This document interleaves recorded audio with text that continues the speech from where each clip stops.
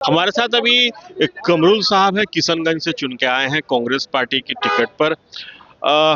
सबकी नजरें आज विधानसभा चुनाव में कांग्रेस पार्टी पर टिकी हुई थी। चर्चा केवल एक ही बात की थी कि संख्या बल बहुत कम है। क्या कहना चाहेंगे उस पर? देखिए, संख्या बल तो एक्चुअल में कम है, लेकिन कम है। हम लोग मजबूती के साथ इंडिया गठबंधन के साथ विपक्ष में खड़े हैं। जो भी सदन में होगा, जो भी होगा, हम लोग मजबूती के साथ लड़ाई लड़ेंगे सदन में। संख्या बल भले ही हमारा कम है, लेकिन हम लोग इंडिया गठबंधन के साथ खड़े हैं और मजबूती के साथ में खड़े हैं और मजबूती के साथ हम लोग लड़ेंगे अंदर में जो भी मामला हो। अच्छा कमरुल साहब, आप लोग पूरे बिहार से आप लोगों ने इतनी सीटें आपको आई, लेकिन ओवैसी ने सीमांचल से ही सीटें निकाल ली। इस पे क्या कहना चाहेंगे? क्या ओवैसी सीमांचल में और मजबूत हो रहे हैं? कहीं पर कोई मजबूत नहीं हो रहे हैं।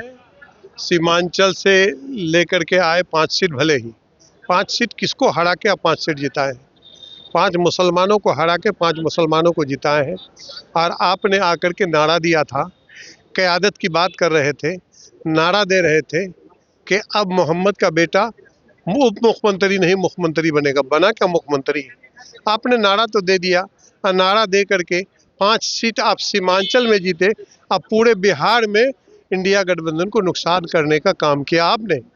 और बात करते हैं कि दरी नहीं बिछाएगा मुसलमान। इसी विधानसभा में याद होगा आपको कि 36 मुसलमान विधायक जीत करके आते थे, जब आपका कदम बिहार में नहीं पड़ा था। आपका कदम बिहार में पड़ने के बाद आज मात्र 11 मुसलमान विधायक जीत करके आए हैं।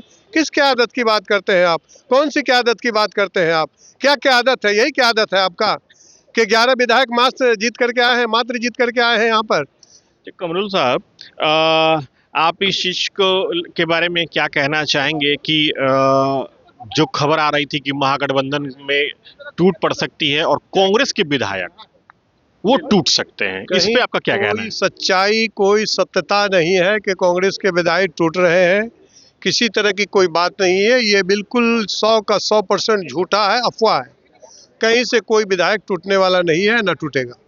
क्षेत्र की जनता के लिए क्या ब्लूप्रिंट तैयार किया है आपने डेवलपमेंट को लेकर के? क्षेत्र के जनता के लिए हम लोगों ने ब्लूप्रिंट तैयार किया है कि क्षेत्र के अंदर में जो खास करके सीमांचल है, सीमांचल में बेरोजगारी बड़ा मसला है, सीमांचल में नदी का कटान बड़ा मसला है, सीमांचल में पलायन बड़ा मसला है, सीमांचल में शिक्षा, एएमयू जो अब तक अधर में लटका हुआ है।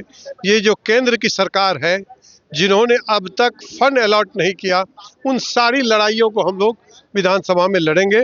लोकसभा में हमारे माननीय सांसद डॉक्टर जावेद आजाद साहब वहाँ के हैं, वो लोकसभा में अपनी लड़ाई मजबूती के साथ लड़ रहे हैं, और हम लोग विधानसभा में मजबूती के साथ साथ शिक्षा, स्वास्थ्य, बिजली, पानी, कटान, बेरोजगारी, पलायन, इन सारे मुद्दों को लेकर के हम लोग मजबूती के साथ लड़ाई लड़ेंगे विधानसभा में इंशाअल्लाह।